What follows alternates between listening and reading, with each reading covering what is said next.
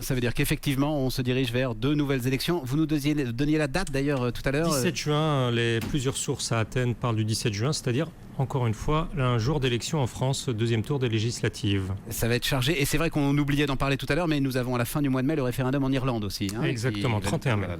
L'actualité européenne nous rattrape. Bon, un coup pour rien. Jean-Pierre Petit nous disait 35% d'abstention lors de... C'est vrai que... Sans précédent. Oui, puis j'ai assez peu entendu hier dans les commentaires qu'on relevait ce chiffre d'abstention. Ce qui donne à penser, en tout cas pour les pro-systèmes, ils espèrent qu'il y a eu un coup où le peuple s'est défoulé, a exprimé sa colère, et que là, avec cette minorité silencieuse qui aura peur de l'inconnu, plus l'idée que voilà, on a sanctionné, on peut maintenant revenir dans le droit chemin. Il y a cette...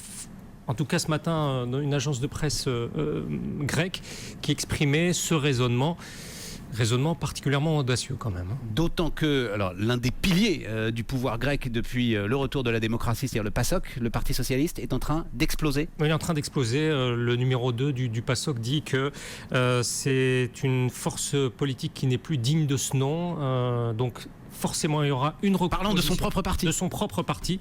Il y aura forcément une recomposition au sein de la gauche de pouvoir, de gouvernement, parce que, encore une fois, il faut le rappeler, la deuxième force politique, à quelques dizaines de milliers de voix derrière le premier parti, c'est aujourd'hui la gauche radicale qui considère que les termes du mémorandum, du plan de sauvetage grec, sont des conditionnalités barbares, je cite, donc il faudra forcément compter sur eux. Terme du mémorandum, mais pas de la zone euro elle-même, c'est-à-dire qu'à aucun moment c'est...